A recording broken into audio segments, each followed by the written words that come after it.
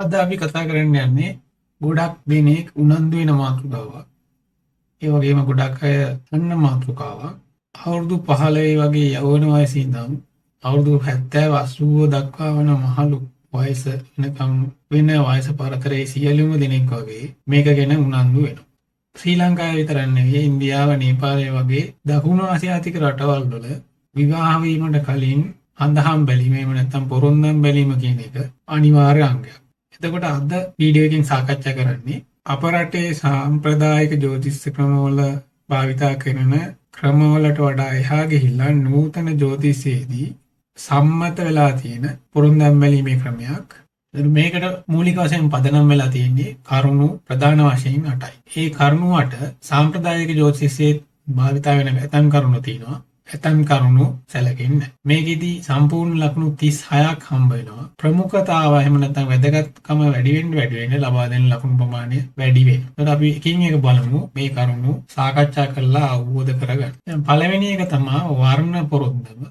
මේක වේදයේදී සාමාන්‍යයෙන් කියන්නේ කූට කියලා. පොරොන්දම වෙනුවට කූට කියන වචනේ භාවිතා වෙනවා. සම්පූර්ණයෙන් මේකට අපි කියනවා අෂ්ට කූට කියලා. වර්ණ පොරොන්දමට හම්බෙන්නේ එක ලකුණයි. කියන්නේ ඒක ඉතාමත්ම වැදගත් එකක් නෙවෙයි. මේකෙන් පෙන්වන්නේ දෙදෙනෙක්ගේ සමාජමය ගැළපීම, ආධ්‍යාත්මික බැඳීම. එහෙම නැත්නම් දෙන්නගේ ස්වභාවය මොනතරම් එකිනෙකාට ගැළපෙනවද කියන එක. මේක පදනම් වෙනවා උපතේදී චන්ද්‍රයා සිටින රාශිය මත. අපි මේ අද සාකච්ඡා කරන ගොඩක්ම පොරොන්දම් රඳාපවතින්නේ සඳු සිටින රාශිය හෝ සඳු සිටින නැකත මත. මේ වර්ණ ගැලපීමේදී පිරිමි කෙනා උසස් වර්ණයකටත් ස්ත්‍රිය පහත් වර්ණයකටත් වීම තමයි අනුමත වෙන්නේ. එහෙම නැත්නම් දෙන්නම එකම වර්ණයක වීම. එහෙම වෙනවා නම් එක ලකුණක් හම් වෙනවා. එහෙම නැත්නම් හම්බ වෙන්නේ නැහැ. වර්ණ ප්‍රධාන වශයෙන් හතරක් තියෙනවා. බ්‍රාහ්මණ, ක්ෂත්‍රිය, වෛශ්‍ය හා ශූද්‍ර කියලා. මේක ඉපැරණි ಭಾರತයේ භාවිතා වෙච්ච කුල හතරක් කිව්වත් නිවැරදි. නමුත් මේකෙදි මේ කුලවලටත් වඩා කෙනෙක්ගේ චෛතසික ස්වභාවයත් එක්ක බැඳිච්ච කරුණු කීපෙකුත් අන්තර්ගත වෙනවා. ඒතර සඳු සිටින රාශිය එක්ක ගැළපීමේදී සඳු කටක වෘශ්චික හා මීන කියන රාශි වල ඉන්නවා නම් ඒක බ්‍රාහ්මණ කුලයට, මේෂ සිංහ ධනු කියන රාශි වල ඉන්නවා නම් ශාස්ත්‍රීය කුලයට, මිථුන තුලා කුම්භ කියන රාශි වල ඉන්නවා නම් වෛශ්‍ය කුලයට, වෘෂභ කන්‍යා මකර කියන රාශි වල ඉන්නවා නම් ශුද්‍ර කුලයට අයිති වෙනවා. ඔබට පුළුවන් මේකේ ගැළපීම බලා ගන්න. මේක එච්චර සංකීර්ණ නෑ. තමන්ගේ සඳු සිටින රාශිය දන්නවනම් ඔබට ඕනේ අනිත් කෙනාගේ රාශිය හෝ තවත් කෙනෙක් දෙක රාශිය බලලා ගැළපීම සකස් කරගන්න පුළුවන්. මේ ගැළපෙනවා නම් එක ලකුණක් ලබා දෙනවා. දෙවෙනි එක වාශ්‍ය පොරොන්දම කියන එක. මේකෙන් කියවෙන්නේ දෙන්නෙක්ගේ එකිනෙකාට තියෙන ආකර්ෂණය කොච්චර බලවත්ද කියලා. මේකත් රඳාපවතින්නේ සඳු සිටින රාශිය මත.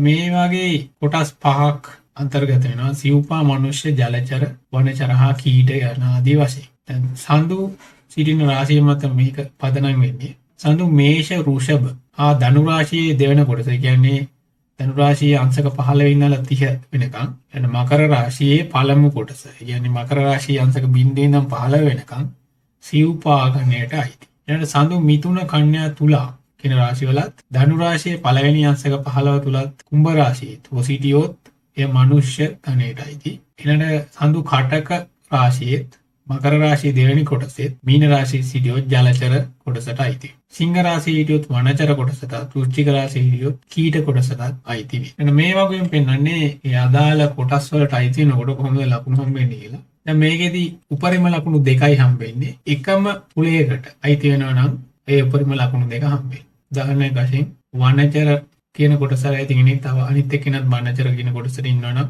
උපරිම ලකුණු හම්බ වෙනවා. ඊළඟට අපි බලමු මනුෂ්‍ය කියන කොටස් වලට අයිති නම් ලකුණු දෙකක් හම්බ. මේ වගුවේ ඉහළ වම්පස වමේ කියන්නේ තිරස් අතට පෙන්නන තීරු වල පිරිමි කෙනාගේ කොටසත් වම් පැත්තේ කෙළවර පහළට පෙන්නන කොටස් වල ත්‍රි කෙනාගේ ඒ කොටසුත් අයිති. ඒකට අපිට පුළුවන් මේ දෙන්නගේ මේක ගලපලා බලන්න ලකුණු කීයක් හම්බ වෙනවද කියලා. ඒත් අපිට මේන සමහර ඒවාට මේකේ බිංදු හම්බෙලා තියෙනවා. ඒ කියන්නේ මේ වගේ ගැලපීම් අඩුම ඒවා. සමහර ඒවාට 1.5ත් හම්බෙලා තියෙනවා. මේ පාඩමේ සියලුම වගු ඔබට වෙනම ඩවුන්ලෝඩ් කරගන්න උනා වෙනම අන්තර්ගත කරලා තියෙන්නේ. වීඩියෝ එකේ යම් ප්‍රමාණයකට බලන්න අපහසු නම් හේතුව වීඩියෝ එකේ මේක දාන්න උනා සීමිත කාලයක් විතරයි. වීඩියෝ එක අනවශ්‍ය ලෙස දික් වෙන නිසා. ඒ ඩවුන්ලෝඩ් කරන්න කලින් ඔබට subscribe කරන්න සිදුවේ. එහෙම නැත්නම් සමහරලාට ඒක ඩවුන්ලෝඩ් කරගන්න පුළුවන් වෙන එකක් නෑ. ඒ නිසා ඩවුන්ලෝඩ් කරන්න කලින් වීඩියෝ එක subscribe කරන්න කියලා මතක් කරගන්න. ඊළඟට අපි තුන්වෙනි කරුණට යන්නේ නැකත්. මේක තාර කියලා හඳුන්වනවා. වීදේ. මේක තමයි ගොඩක්ම වැදගත්ම එකක්. ගොඩක් අය මේක ගැන උනන්දු වෙනවා. ඒතර මේකෙන් පෙන්වන්නේ දෙන්නෙක්ගේ සම්බන්ධතාවයේ තියෙන තිරසාර බව. කොයිතරම් ස්ථායී වෙයිද? ඊළඟට දෙන්නගේ සෞඛ්‍ය සම්බන්ධව එන ගැළපීමකුත් මේකේ අන්තර්ගත වෙනවා. මේ මූලික පදනම වෙන්නේ ස්ත්‍රී නැකතේ හා පිරිමි නැකත් දෙක අතර පරතරය. අපි ස්ත්‍රී නැකතින් ඉඳන් පිරිමි නැකතට ගණන් කරද්දී හම්බෙන නැකත් කොටස්. මේක සඳු උපන් වෙලාවේ සිටින නැකතත් මත තමයි පදනම් වෙන්නේ. එතකොට අපි බලමු මේකේ එන කරුණු මේ කරුණු ටිකක් දීර්ඝ වගු අන්තර්ගත කරලා තියෙන හේතුව මේකේ ටිකක් විස්තර වැඩි නිසා. දැන් මේක තමයි නැකත් සීහුම් චක්‍රය කියලා දුන්නන්නේ. සාමාන්‍ය සම්ප්‍රදායික ක්‍රමයට වඩා මම පොඩ්ඩක් වෙනස් කරා. හේතුව සම්ප්‍රදායික ක්‍රමයේදී මෙහෙම නැකත් පෙන්වන්නේ නැහැ. ඒ වෙනුවට සීහුම් චක්‍රයේ 1 සිට 27 දක්වා වන නැකත්. ඒ කියන්නේ අස්විද නැකතෙන් පටන් ගත්තාම රේවති කියන නැකතට එතකන් නැකත් 27ක් තියෙනවා. ඒ නැකතට අයිති වෙන ජන්ම සම්පත් ආදී වශයෙන් පෙළගස්සලා තියෙන නැකත් නැතුව අංක 1 සිට 27 දක්වා. ඒකට ස්ත්‍රී නැකතින් නම් පුරුෂ නැකතට එහෙම නැත්නම් පිරිමි නැකතට ගණන් කරාම හම්බෙන අංකය අනුව තමයි තීරණය කරන්නේ ඒක සුබද අසුබද කියලා. නමුත් ඒක ටිකක් මෙතන අපහසු නිසා මම මේ විදිහට දැම්මා. මේකේ ඊට වඩා පැහැදිලිව පහසුවෙන් බලා ගන්න පුළුවන් අදාළ නැකත්. මේකේ මම විශේෂයක් කරා මේකේ සුබේවා විතරයි දාලා තියෙන්නේ. දැන් අපි අසුබේවා මතක් කරොත් විපත් නැකත එනවා 3 වෙනි අංකෙට, ප්‍රත්‍යාරි නැකත එනවා 5 වෙනි අංකෙට, වද නැකත එනවා 7 වෙනි අංකෙට. ඒ ටික මම ඉවත් කරා හේතුව මේකේ ඊට සම්බන්ධ ප්‍රශ්නයක් වෙන නිසා. නමුත් මේ වීඩියෝ එකේ දෙවෙනි කොටසේදී ඒක සාකච්ඡා කරන්න බලාපොරොත්තු වෙනවා. හේතුව මේ අද මේ කරන පාඩමේදී මේ කරුණු ගැලපුණ නැත්නම් තියෙන විසඳුම මොකක්ද කියන එක මම සාකච්ඡා කරන්නේ. දෙවෙනි කොටසේදී දීර්ඝ වශයෙන් සාකච්ඡා කරනවා මේ පුරුද්දන් නොගැලපීමේදී එනේවා කොහොමද අහෝසි වෙන්නේ? ඒ අහෝසි වීමට අවශ්‍ය වෙන සාධක මොනවද කියලා. ඒ නිසා මේ වීඩියෝ එකේදී මේ නරක නැකත් කියන්නේ නොගැලපෙන නැකත් සම්බන්ධ විස්තරයක් අනිවාර්යෙන් අන්තර්ගත කරනවා. ඒතර අපි මේකේ බැලුවොත් උදාහරණයක් වශයෙන් දැන් අස්විද නැකතට ජන්ම නැකත වෙන්නේ ඒ ග්‍රහයට අයිති නැකත්ම අස්විද කියන්නේ කේතුට අයිති නැකතට. ඉතුරු නැකත් දෙක තමයි මා මූල කියන නැකත් දෙක. ජන්ම නැකත කියන්නේ ඔබගේ ජන්ම නැකත හිමි ග්‍රහයට අයිති අනිත් නැකත් දෙක. සියලුම ග්‍රහයන්ට නැකත් තුන බැගින් නියම කරලා තියෙනවා. ඒකට කේතුට අයත් නැකත් ටික තමයි අස්විද මා මූල.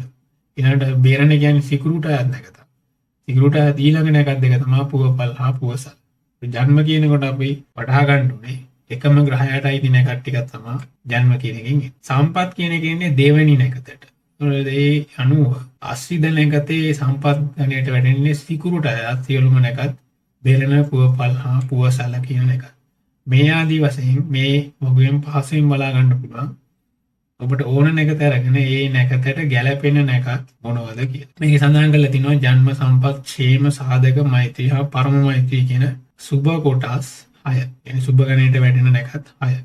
මේ වගේ පෙන්නන්නේ අස්විද නැකතින මුවසිරස නැකතට යනකම් එන නැකත් 5ක්. මේකත් ඔබට වෙනම ලබා ගැනීම හැකියාව තියෙනවා මේ වීඩියෝ එකේ ඩිස්ක්‍රිප්ෂන් එකේ යටතේ දාලා තියෙන link එක හරහා. ඉතින් මේ ඊළඟ එක මෙතන පටන් ගන්නවා අද සිට. අද කියන්නේ රාහුගේ නැකතක්. මා නැකත දක්වා. මා කියන්නේ කේතුගේ නැකතක් කියලා ඔබ ගොඩක් වෙලාට දන්නවා ඇති. එතන මම මේක සුළු වෙලාවක් තියෙනවා. ඔබට ඕන නැකත බලා ගැනීමේ පහසුව සඳහා.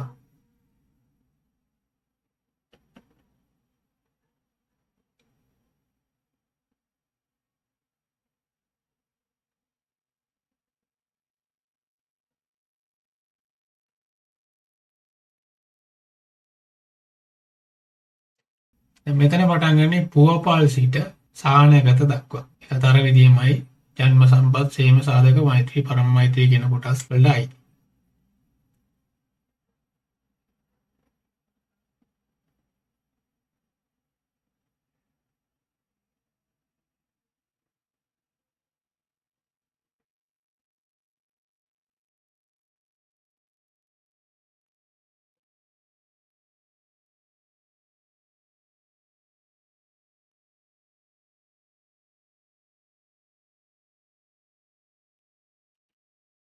ඊළඟ එක මේක පටන් ගන්නෙ විසා නැකතෙන්. විසා කියන්නේ ගුරුට අයත් නැකතක්. සුවර්ණ නැකත දක්වා නැකත අන්තර්ගත කරලා තියෙනවා. සුවර්ණ කියන්නේ සඳුට අයත් නැකතක්.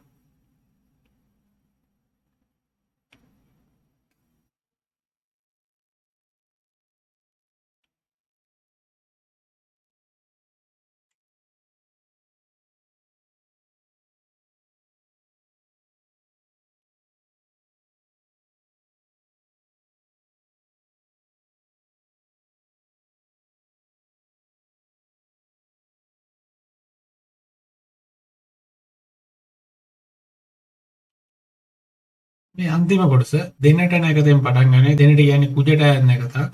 රේවතී නැකත දක්වා රේවතී කියන්නේ බුදට අයත් නැකත. මේ ඕනෑම එකකින් ඉතා පහසුවෙන් බලා ගන්න පුළුවන්. පළවෙනිම තීරුවේ තියෙන අපිට අවශ්‍ය නැකත ඊළඟ තීරුවල තියෙන මේ නැකතට එක එක ආකාරයෙන් ගැලපෙන නැකත.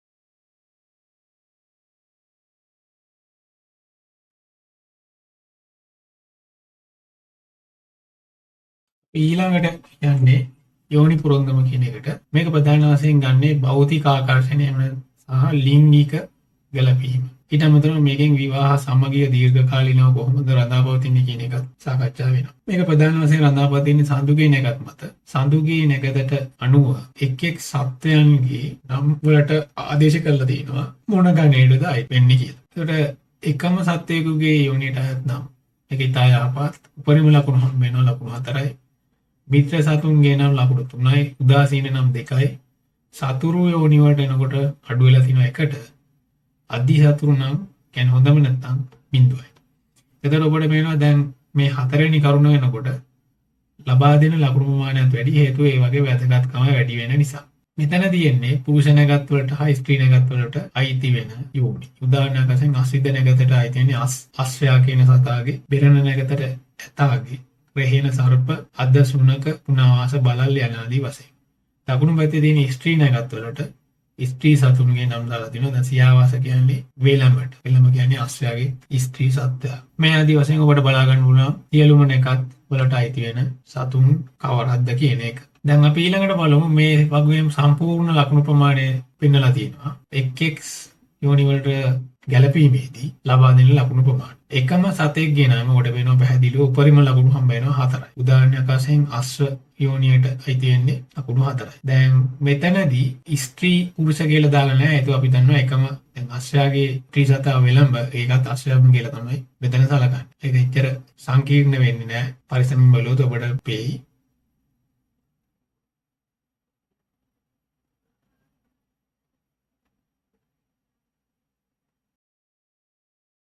ඔබට මේ බිඳුව කියන ලකුණෙන් බලා ගන්න පුළුවන් එකිනෙකට අධිසතුරු යෝනි තියෙන සතුන් කවරක්ද කියලා. ඒ කියන්නේ දැන් උදාහරණයක් වශයෙන් ගොන් ව්‍යාග්‍ර කියන එකට හම්බෙලා තියෙන්නේ බිඳුවයි. බලල් මී කියන එකට හම්බෙලා තියෙන්නේ බිඳුවයි. ඒ වගේ මුගටි සර්ප කියන එකට හම්බෙලා තියෙන්නේ බිඳුව. එතකොට මේවා බලද්දී අපිට තේරෙනවා මේවා ස්වභාව ධර්මයේ තියෙන සතුන්ගේ චර්යාව අනුව තමයි මේවා ආදේශ කරලා තියෙන්නේ. නමුත් එහෙම කරලා තියෙන්නේ පැහැදිලි කිරීමට ලේසි වෙන්න. කියන්නේ පහසුවෙන් පැහැදිලි කිරීම වගේ අදහසක් තමයි තියෙන්නේ. නමුත් මේවාට ඊට වඩා ගොඩක් ගැඹුරට ගිය අර්ථ තියෙනවා. නමුත් ඒවා දීර්ඝ වශයෙන් සාකච්ඡා කරන්න බලාපොරොත්තු වෙන්නේ මේ වීඩියෝ එක දික් වෙන නිසා. ඊළඟට අපි 5 වෙනි කරුණට මේක තමයි ග්‍රහ මෛත්‍රී කියන පොරොන්දම. මේකේ ප්‍රධාන වශයෙන් වෙන්නේ දෙන්නගේ මානසික ගැළපීම කොහොමද වෙන්නේ කියන එක. එතකොට මේකත් තව වැදගත් එකක්. ඒ නිසා ලකුණු 5ක් දීලා තියෙනවා. මෙතනදී බලනවා සඳු සිටින රාශිය අධිපති ග්‍රහයන්ගේ ගැලපීම කොහොමද කියලා. මෙතනදී ප්‍රධාන වශයෙන් බලන්න ඕනේ සඳු සිටින රාශිය අධිපති ග්‍රහයා කවුද කියලා. දැන් උදාහරණයක් වශයෙන් සඳු සිටින්නේ සිංහ රාශිය නම් සිංහ රාශිය අධිපති ග්‍රහයා වෙන්නේ රවි. රවිට මිතුරු වෙන ග්‍රහයෝ තමයි මෙතන දක්වලා තින්නේ සඳු කුජ ගුරු කියන ග්‍රහයෝ. සතුරු වෙනවා සිකුරු හා සෙනසුරු යන ග්‍රහයන්. උදාසීන වෙනවා බුධ ග්‍රහය. උදාසීන කියන්නේ ඒගොල්ලෝ මිතුරු පැත්තට නැහැ සතුරු පැත්තට නැහැ මධ්‍යස්ථ තැනක ඉන්නේ ඒක. මේ ආදී වශයෙන් සඳු, උජ, බුධ, ගුරු, සිකුරු, සනි කියන ග්‍රහයෝ 7 දෙනෙක් ඉන්නවා. රාහුගේ තු මෙතන අන්තර්ගත කරන්නේ නැහැ. ඒක රාහුගේ තුට ඍජු වශයෙන් අයිති වෙන රාශියෙන් නැති නිසා. එතන මේ පොරොන්දු මේ කියන්නේ මේ කාරණේ ගලපන්න නම් ඔබට දැනගෙන ඉන්න ඕනේ. රාශි 12 අයිති වෙන ග්‍රහයෝ කවුද කියලා. ඒකට ඔබට දැනුමක් නැත්නම් මේ channel එකේ මුලින්ම ආපු වීඩියෝ වල දීර්ඝ වශයෙන් විස්තර කරලා තියෙනවා කොහොමද හොයාගන්නේ කියන එක. දැන් මේ වගේම පෙන්වන්නේ චන්ද්‍ර රාශියේ අධිපති ග්‍රහයන් අතර තියෙන සම්බන්ධය මත ලබා දිය හැකි ලකුණු ප්‍රමාණය. සම්පූර්ණ පරාසයම මේ වගේ පෙන්වනවා. මේකෙදී එන විශේෂත්වය තමයි එකම ග්‍රහයෙක් නම්. ඒ කියන්නේ කේන්දර දෙකේම චන්ද්‍ර රාශියේ අධිපති ග්‍රහයන් දෙන්න සමාන නම් උපරිම ලකුණු ගණන වන 5ක් හම්බ වෙනවා. ඒක අපි මේ වගේ බලන විදිහ ටිකක් පැහැදිලි කරොත් දැන් ස්ත්‍රී කියන තීරුවේ පහළට රවි සඳු කුජ බුධ ගුරු සිකුරු ශනි කියන ග්‍රහයන් උඩ පේනවා. ඒ කියන්නේ සිරස් ආකාරයට පහළට. පිරිමි කියන තීරුවේ තිරස් ආකාරයට රවිගේ සිට නැවත ශනි දක්වා වන ග්‍රහයන් පිහිටලා තියෙනවා. දැන් එකම ග්‍රහයෙක් නම් අපි අතොත් ස්ත්‍රී කියන වර්ගීකරණය යටතේ රවි පිරිමි කියන වර්ගීකරණය යටතේ රවි කියන තීරු හම්බ වෙන තැන උඩ පේනවා ලකුණු 5ක්. ඒ වගේම ස්ත්‍රී කියන කාණ්ඩයේ යටතේ රවිගේ ඉඳලා බැලුවොත් පිරිමි කියන තීරුවේ සඳුට හම්බ වෙනවා 5ක්, කුජට හම්බ වෙනවා 5ක්, බුධට හම්බ වෙනවා 4ක්, ගුරුට හම්බ වෙනවා නැවත 5ක්. නමුත් පිරිමි කෙනාගේ චන්ද්‍ර රාශි අධිපතිය සිකුරු වෙලා ස්ත්‍රී කෙනාගේ චන්ද්‍ර රාශි අධිපතිය රවි වුණොත් 0යි. නැවත පිරිමි කෙනාගේ චන්ද්‍ර රාශි අධිපතිය සෙනසුරු වෙලා ස්ත්‍රී කෙනාගේ චන්ද්‍ර රාශි අධිපතිය රවි වුණොත් 0යි. මේකට හේතුව අපි දන්නවා රවි හා සිකුරු සෙනසුරු කියන ග්‍රහයන් අතර තියෙන සම්බන්ධතාවය ඒතරම් හොඳ එකක් නෙවෙයි. ඒ නිසා තමයි 0 කියන එක දීලා තියෙන්නේ. මේ විදිහටම ඕනෑම ග්‍රහ සංයෝගයක් ඒ කියන්නේ චන්ද්‍ර රාශි අධිපතීන් දෙදෙනාගේ වෙනස් නම් ඒ දෙන්න අතර පැවතිය හැකි සම්බන්ධතාවය මේ ලකුණු ප්‍රමාණ තුලින් අපිට නිර්ණය කළ හැකියි. මේ වගුව තරම් අපහසු නෑ. මේ වගුව පොඩ්ඩක් ඔබට අධ්‍යයනය කරොත් පහසුවෙන්ම පුළුවන් මේකේ ලකුණු කොපමණ හිමි වෙනවද කියලා අදහසක් ගන්න. දැන් උදාහරණයක් වශයෙන් අපි තව එකක් බලුවොත් ස්ත්‍රී කෙනාගේ අපි හිතුවොත් චන්ද්‍ර රාශි අධිපතියා සිකුරු. පිරිමි කෙනාගේ චන්ද්‍ර රාශි අධිපතියා ගුරු. දරබඩ වෙනවා සිකුරු හා ගුරු එකතු වෙන තැන දෙන්නේ 0.5යි. සිකුරු කියන්නේ ලෞකික සම්පත් වලට ගොඩක් බර ග්‍රහයෙක්. නමුත් ගුරු කියන්නේ එයා ප්‍රසාරණය කරාට ඕනම දෙයක් ප්‍රසාරණය කරලා දුන්නට පාලන තත්ත්වයක් යටතේ තමයි ඕනම දෙයක් දෙන්නේ. මේ නිසා තමයි ගුරු සිකුරු සතුරුයි කියන්නේ. නමුත් ඒක 100%ක් ඒ විදිහටම ගත යුතු නෑ. ඒ කෙසේ වෙතත් මේකේ 0.5ක් දීලා තියෙන්නේ. ලකුණු භාගයක් දීලා තියෙන්නේ. ගුරු කියන්නේ හැම දෙයක්ම දිහා යථාර්ථවාදීව බලන ග්‍රහය.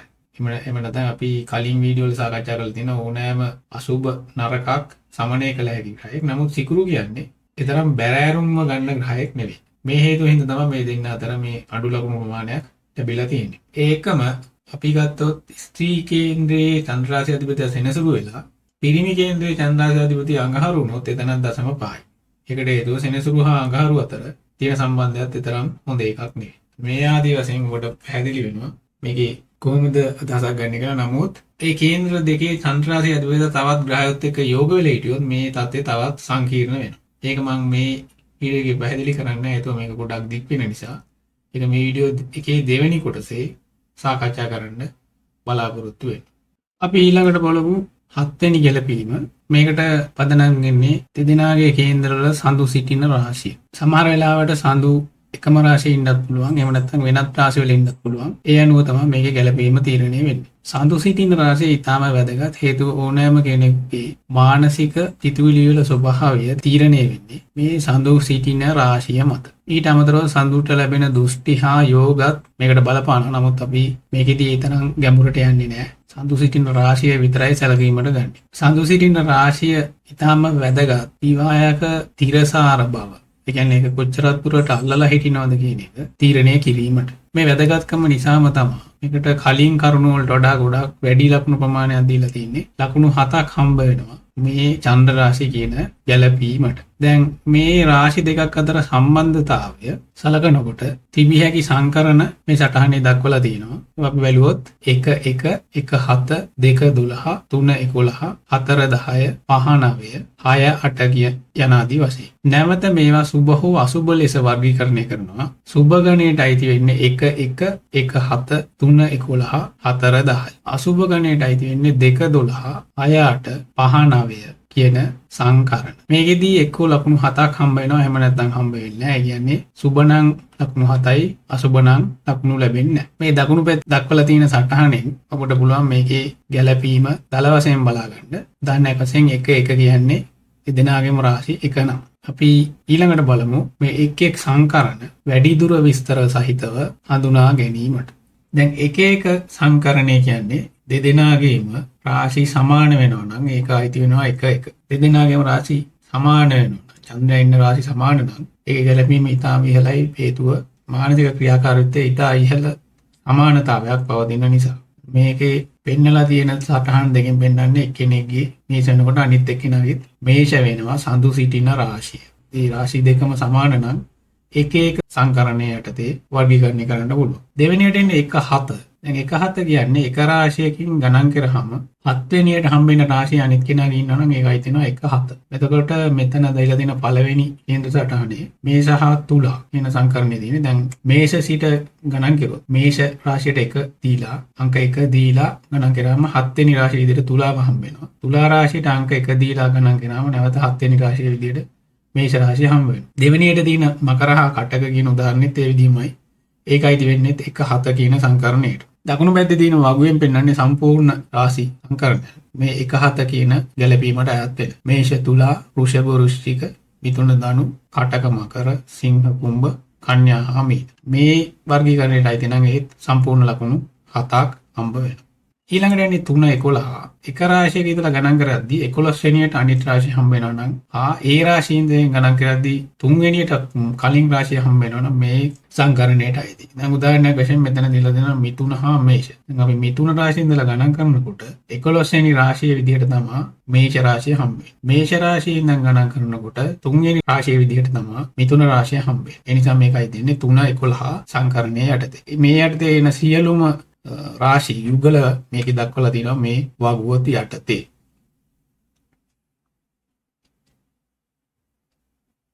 ඊළඟට අපි යන්නේ 4-10 සංකරණය යටතට. මේකෙදි දක්වලා තියෙන කේන්ද්‍ර සටහනේ තියෙන මේෂ හා මකර කියන රාශි යුගලේ. දැන් අපි මකරේ ඉඳලා ගණන් කරොත් 4 වෙනියට තමයි මේෂ රාශිය හම්බ වෙන්නේ.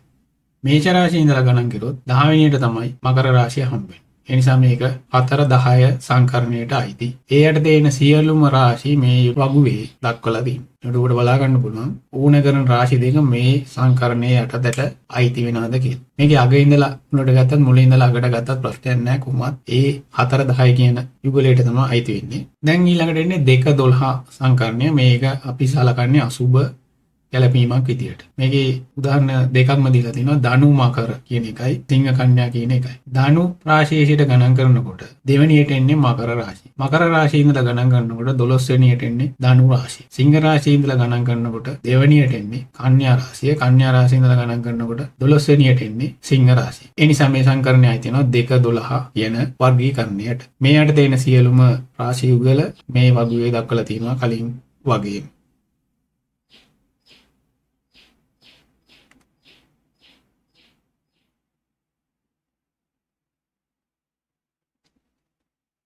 ඊළඟට 15 කියන සංකරණයට මේකත් අසුබ ගණයට අයත් සංකරණයක්. මේකෙදී දැන් අපි මේ දීලා තියෙන උදාහරණය ගත්තොත් කටක හා මීන කියන රාශි යුගලය. කටක රාශියේ ඉඳලා ගණන් කරද්දී 9 වෙන්නට මීන රාශිය වැඩෙනවා. මීන රාශියේ ඉඳලා ගණන් කරද්දී 5 වෙන්නට කටක රාශිය වැඩෙනවා. ඒ නිසා මේකයි තියෙනවා 15 කියන සංකරණය යටතේ. මේ සංකරණය යටතේ තියෙන සියලුම රාශි යුගලවල මේ වගුවේ දක්වලා තියෙනවා. අපිට ඕන විදිහට බලා ගන්න පුළුවන්.